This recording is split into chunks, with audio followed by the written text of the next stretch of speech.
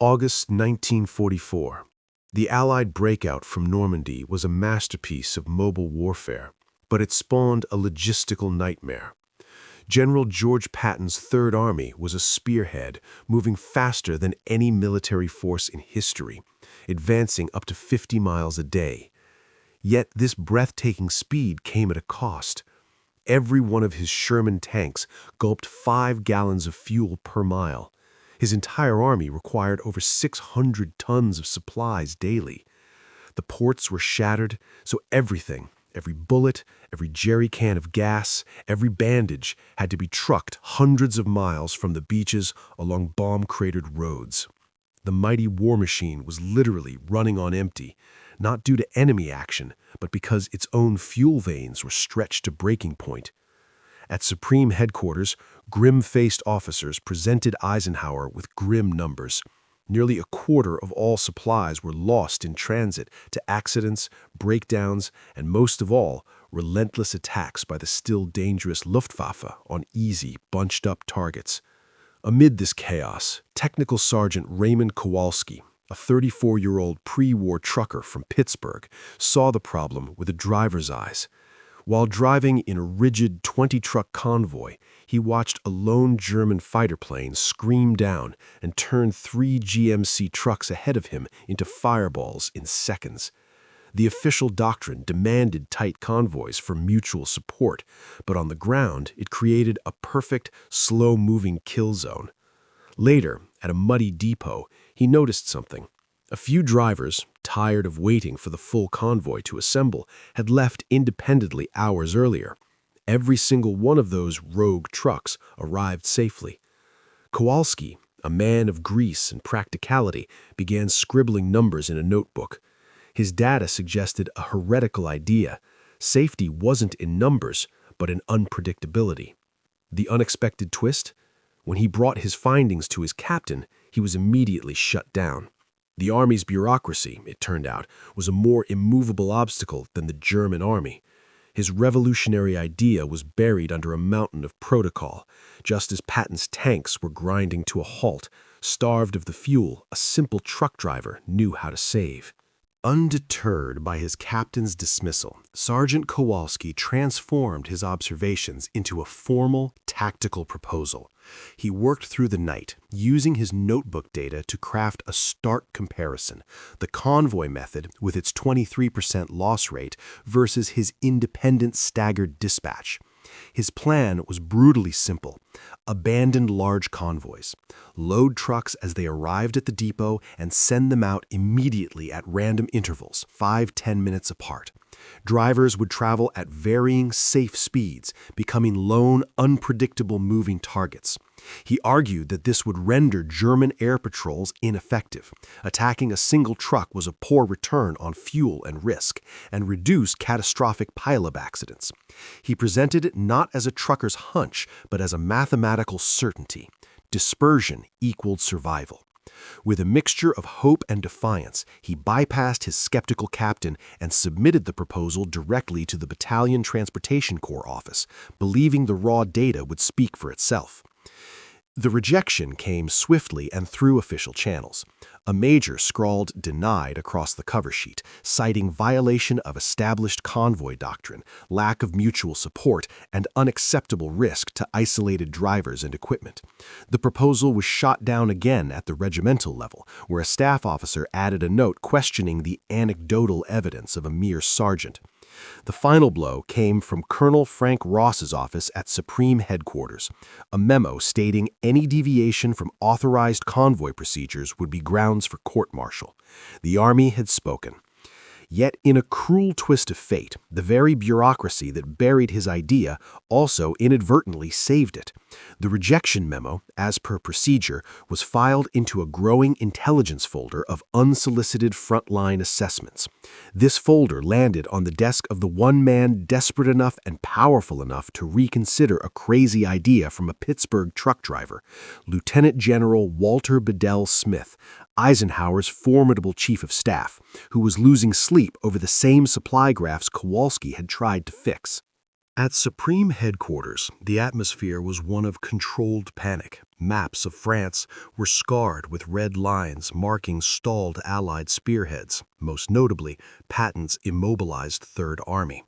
Lieutenant General Walter Bedell Smith, Eisenhower's relentless chief of staff, pored over damning logistics reports. The numbers were a dire paradox. Unprecedented tactical success was leading to strategic paralysis. Every projected timeline for ending the war was evaporating. Smith knew the harsh truth. The Germans weren't stopping them. Their own empty gas tanks were. The Red Ball Express was hemorrhaging supplies faster than they could be loaded, and winter, with its mud and brutal weather, loomed as a formidable enemy. In a late-night briefing, a furious Smith confronted Colonel Frank Ross, the chief of transportation. "You're telling me we're losing a quarter of our cargo to doctrine?" he snapped, slamming a casualty report on the table. "Patton is sitting in a field praying for fuel, and your expected parameters are starving him." The room fell silent, the weight of a failing campaign pressing down. Exhausted and out of options, Smith ordered a review of every frontline assessment and rejected proposal from the past month, a bureaucratic Hail Mary. Buried in a folder marked unsolicited, dismissed, he found Kowalski's plan. The sergeant's crude graphs and trucker's logic stood out starkly against the polished, failing reports. The simplicity of the argument, a convoy is one target, 20 separate trucks are 20 separate problems for the enemy, cut through the complexity. It wasn't born in a war college, but on the highway. The unexpected twist came at dawn. Smith summoned a bewildered Colonel Ross and pointed to Kowalski's file. "This sergeant you dismissed for insolence," Smith said, his voice cold, "is the only person who has presented a solution with actual data, not an excuse. You condemned his idea for risking trucks and drivers. I am condemning your doctrine for risking the entire Allied advance. Get him here today." The command was absolute. The fate of the supply crisis, and perhaps the war in Europe, now hinged on a theory scribbled in a driver's notebook and the man arrogant enough to defy his entire chain of command to get it heard. Sergeant Raymond Kowalski stood in a sterile headquarters tent, acutely aware of the diesel smell clinging to his uniform, amidst polished boots and starched collars. Before him sat General Smith, Colonel Ross, and a panel of skeptical logistics officers. With a deep breath, Kowalski laid out his trial. For 1 week, he would control the dispatch of 20 trucks daily from the Alençon depot. No convoys. Trucks would be loaded and released immediately upon readiness, creating a continuous, unpredictable trickle of traffic. He argued this would stretch German patrols thin and minimize catastrophic losses. Colonel Ross immediately objected, citing the risk of stranded drivers and lost cargo. Smith silenced him with a raised hand. "You have 7 days, Sergeant," Smith stated. "Your numbers or ours will be proven on the road." The weight was immense. Failure meant not just personal disgrace, but the potential court-martial he'd been threatened with. The trial began at dawn on September 1st. Under the watchful eyes of furious convoy traditionalists, Kowalski's method looked like chaos.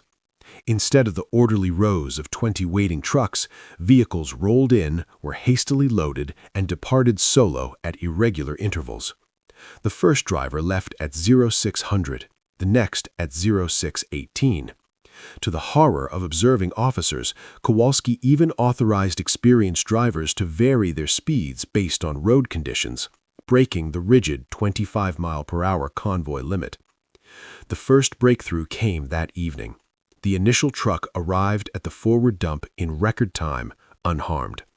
By week's end, the data was undeniable. The 20 daily lone wolf trucks suffered only a single loss, a flat tire, compared to the standard convoys predicted 4 to 5 trucks lost. Delivery times dropped by 30%. The unexpected twist came from German air reconnaissance logs later captured, which noted enemy supply movements have become erratic and uneconomical to engage. Kowalski's chaotic method hadn't just worked, It had already, within a week, begun to render the enemy's anti-logistics strategy obsolete. General Smith did not hesitate. Armed with the irrefutable data from Kowalski's trial, he issued a direct order. The Kowalski method of staggered, independent dispatch was to be implemented immediately across the entire Red Ball Express. The directive hit the entrenched logistics bureaucracy like a shockwave. Depot commanders, accustomed to the rigid, predictable schedule of mass convoys, now had to orchestrate a continuous, flowing river of individual trucks. There was resistance, grumbling about anarchy, but the results silenced dissent. Within days, the transformation was visceral.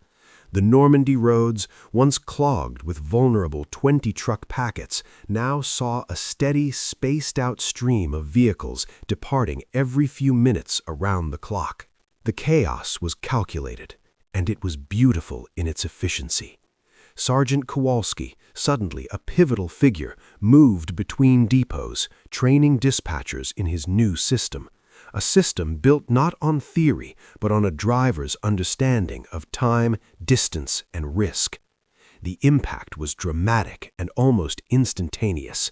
The loss rate for supplies plummeted from a catastrophic 23% to an astonishing 2.7%. Delivery times improved by a third.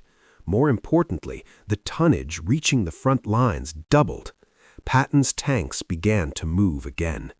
The unexpected twist came from the enemy's own records. Intercepted German Luftwaffe communications revealed growing frustration. A squadron commander's report stated, Allied truck movements are now sporadic and unprofitable targets. Diverting aircraft to hunt single vehicles is a waste of diminishing resources. Kowalski's method had achieved a supreme strategic victory. It made the cost of attacking Allied logistics higher than the Germans could afford. The Red Ball Express was no longer a vulnerable supply line. It had become a diffuse, resilient network. The revolution was not fought with tanks, but with truck schedules, and it had just unlocked the gates to Germany. With the supply lines now flowing reliably, the Allied war machine roared back to life. The gasoline, ammunition, and food that had been piling up at depots raced to the front.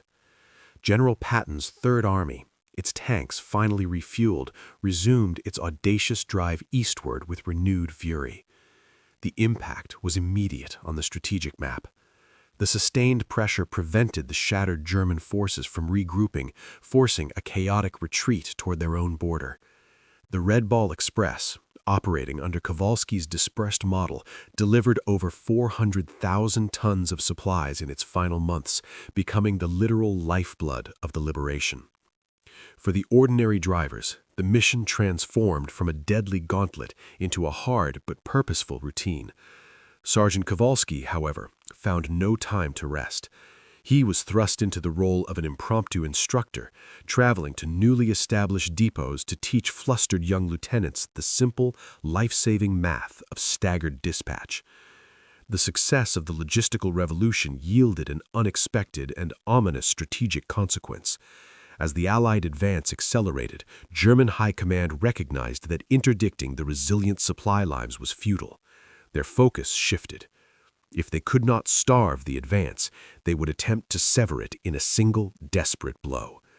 The relentless flow of fuel and shells enabled the Allies to stretch their formations in pursuit of a fleeing enemy. This very speed and confidence, however, created a different vulnerability, a thinly held front in the Ardennes forest. The staggering efficiency of the Kowalski method did more than just supply an offensive. It fundamentally altered German strategy, setting the stage for their last great gamble. The fuel that powered Patton's tanks toward the Rhine indirectly shaped the coming Battle of the Bulge, proving that no innovation in war exists in a vacuum, and every solution can breed a new, unforeseen challenge. In a brief ceremony in November 1944, amidst the ongoing roar of the war he helped sustain, Technical Sergeant Raymond Kowalski was awarded the Bronze Star Medal. The citation praised his exceptional meritorious service and innovative tactical logistics methods. For the Army, it was a formal acknowledgement, a necessary footnote in the vast bureaucracy of war. For Kowalski, the medal was a heavy, cold weight in his hand, a symbol of a battle fought not against Germans, but against ingrained doctrine and disbelief. The real reward was the knowledge etched in the numbers, a 90% drop in losses, the sight of trucks moving freely, and the distant rumble of Patton's advancing armor. He accepted the honor with a quiet nod, then promptly returned to the motor pool, where his expertise was still needed to fine-tune the sprawling system now bearing his operational imprint. With the end of the war in Europe, Kowalski, like millions of others, was discharged. There was no parade, no book deal, no consulting fortune. He simply returned to Pittsburgh, hung his uniform in the closet, and went back to his pre-war job as a long-haul trucker. The man who had rewritten Allied logistics doctrine became just another face on the highway, navigating the peaceful roads of Pennsylvania. His Bronze Star gathered dust in a drawer, a story rarely told.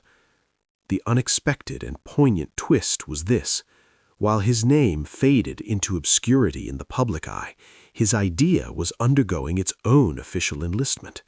Even as he adjusted to civilian life, the U.S. Army Transportation Corps was formally codifying the staggered dispatch principle into its official training manuals at Fort Lee.